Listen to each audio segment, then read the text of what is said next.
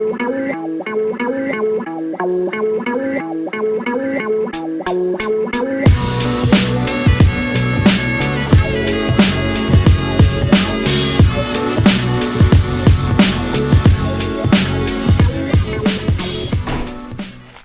have we got going on out here?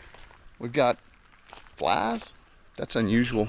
It's about 70 degrees. Walking out here in shorts. Birds are flying around. There's cumies dissipating in the sky. It looks like it's gonna be a beautiful day to go fly around. Just an odd thing. In about 4 or 5 hours, I'm gonna drive to DFW Airport and get on a jet, and I'm gonna go to San Diego to free fly. In the meantime, I thought I would do a motor flight. First day of the year to fly around in shorts and just get a little motoring in before I roll out to San Diego. Planned on go out there and meeting up with a couple of internet friends and acquaintances, just checking out the scene. I've never been to California, never been to the West Coast. I think I'm gonna go out there and see how well I blend in with the Cali scene. Sure, they'll say I talk funny. It's okay too. So I think I'm gonna fly the new little Atom 80, get another break-in run on it. I think I'm gonna strap that sucker up to the Delta 3. I'm also a bit heavier. I went off my diet. When was that?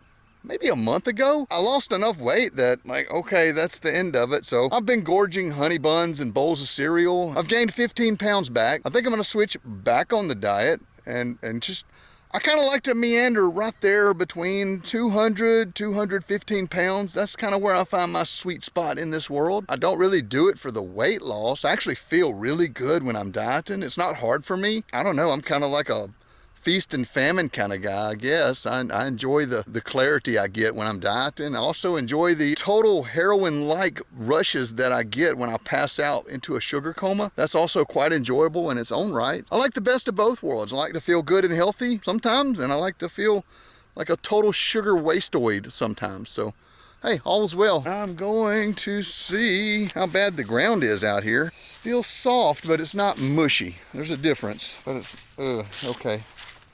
That's mushy. I hate running through that because it splatters when you run fast and gets all over everything. I may go check out this other part of the yard here and see how that works. So we're gonna go for like a pure minimalist flight here. I got the phone, I got B-cam, I got the glider and the motor with a little bit of gas. Yeah, you know, of course, helmet, safety, minimum safety. No jacket, no gloves. Hell, I'm not even wearing any chapstick. Although I can't keep my lips nice and warm with my dead possum. I think we're recording. We got the Ozone Delta 3 laid out in the yard. Got the new Atom 80 on the Yooda frame, and we're gonna see how she does. Yeah, winds are real nice. It looks basically reversible. I don't know that I'm going to reverse. Oh, let's get it sorted first. Yeah, we're still on the break-in flight, so this one's gonna be short. I'm just gonna take it up, do a couple laps around the neighborhood, make sure that everything is working well. I say I'm able to run. Leg straps are adjusted proper. Yeah, I think I'm gonna go for a forward launch. I think that would be the way to do it. Pre-flight's complete. Everything looks pretty good. Sideways carabiners always play hell on how should I clip in. Gates in. Let's see here. Buzzard soaring. That's nice. Hey, clip.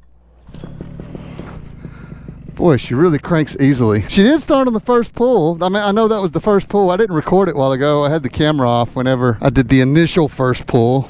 But the motor cranks really easily. All right, we got crosswinds galore. That's gonna be nice. It looks like a straight wind right here, but it's showing cross over here. So I don't know what to do. Should I wait it for a second or should I go for it? You know, as lightweight as this stuff is, even if the launch gets blown because of shitty winds, I think it's gonna be all right. Everything seems to be slowing down. All right, I'm gonna go for it. I think I can do it. Let's see. Come on, come on. Nope, nope, nope. Dang, that sucked. I should have known better. I should have known. Huh, look, shit's straightening up perfectly now. If I just would have waited 15 more seconds. Yeah, it really wasn't too much of a blown launch. It was more of an aborted launch. I was watching. Things didn't initiate properly. It was the right move. All right, now we got wind in our favor. Let's see if I can time the cycle right. Nail it. Let's go for it.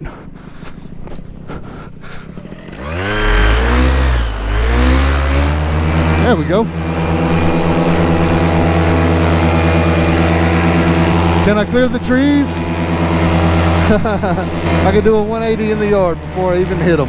Yeah, Kylo at 215 pounds in the red shorts corner. Ducks? There's ducks in the oil pond there. That's funny. Boy, beautiful day.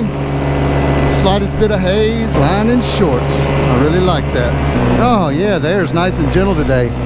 So, let me tell you what's going on in San Diego. I checked the weather forecast. What is happening is there's a front coming through there right now.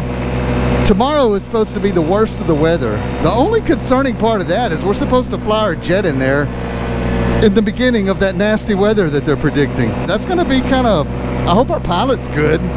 It's always weird being in the back seat, not being able to do it myself, but pilots are professionals, you know. The large majority of them want to do everything right and keep everybody safe. That is the goal. Definitely my goal. That's going to be like the worst part of it. And then the whole time I'm there, the weather is supposed to get better and better and better. Oh, check it out. Looks like a thermal may be breaking off right over here. Let's go over here and feel it out. I'm just holding about half throttle and I'm able to maintain altitude with about half throttle. Full power. Gives me a nice climb. There's some turbulence. Yeah, this glider's offering some good feedback. There's Kale out there on the lawnmower. Oh, just puttering around. So nice. Yeah, I'm gonna skip mowing grass this week so that I can go fly around San Diego. Wow, they've really cleared out some woods over here. This is all relatively new. Gotta be really careful low that I don't get too low and misjudge my power to climb out over some stuff. Melanie's place is looking nice. Got blooms in the trees. So here we are, flying around in the beautiful evening sunshine. I'm really liking this engine. Like, even at my fat 215 pounds, this thing is running just fine. Of course, I'm under this C-class glider. That makes a lot of difference, your glider efficiency. Woohoo! All right, I'm gonna turn this one off and get back on the controls. Man, it's hard to quit. Like, I'm thinking about landing, but it feels so good. I'm having such a good time just easing around, man. I'm just easing around on this thing. These Preflight gliders are so joyous to fly around. I mean, it's not about screaming reflex speed. I know a lot of you intermediate guys are probably craving a little bit of extra speed, but you know, savor this slowness. The only time it comes up is really when you're trying to keep up with other people. If you're just flying around at your own speed, I mean, who really gives a shit? You know, going slow is what led me to this sport. I enjoy flying slow, not dangerously slow. Just cruising through the yard. Oh my God, at the busted skeet down there. We had a claybird shoot here the other day.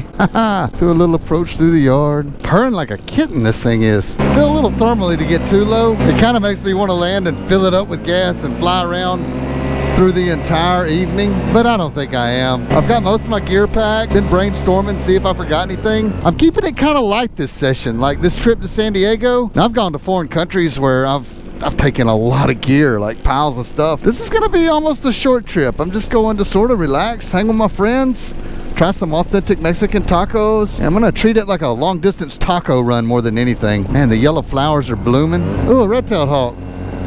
Check him out. I don't want to crash into a tree though. Oh, I'm sinky right here.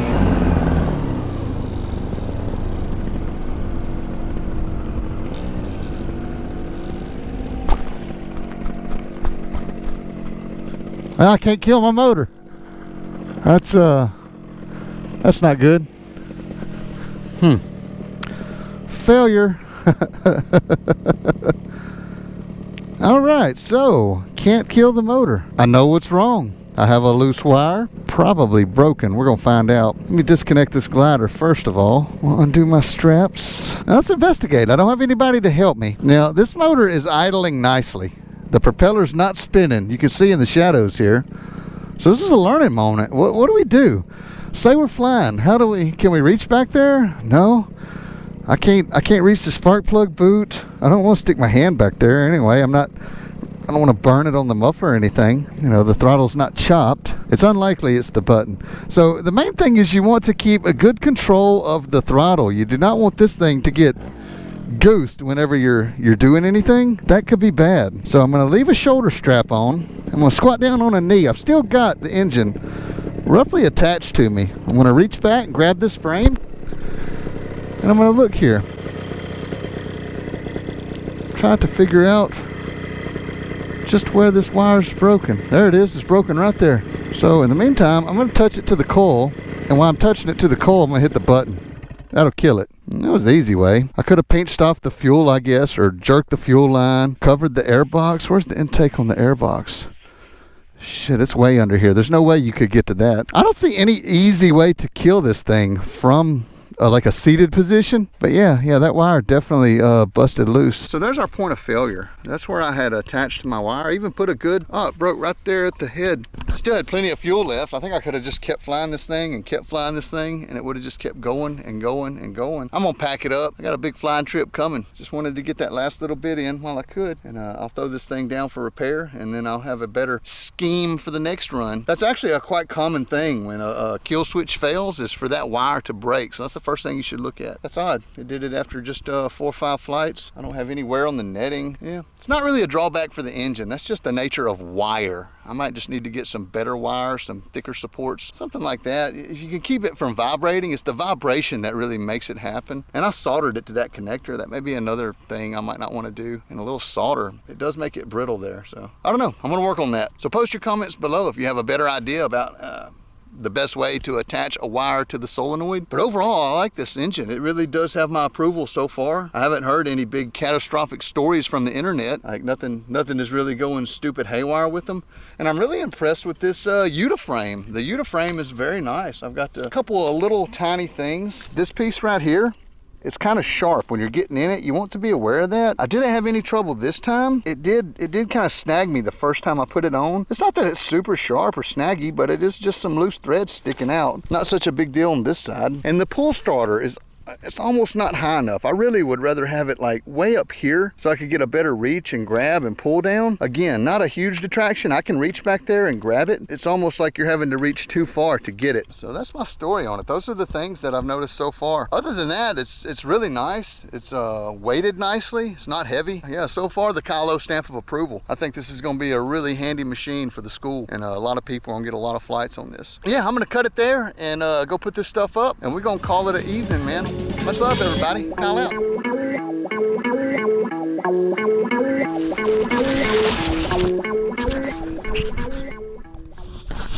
What do you know? The camera's recording in the pocket of this thing. This camera always does that.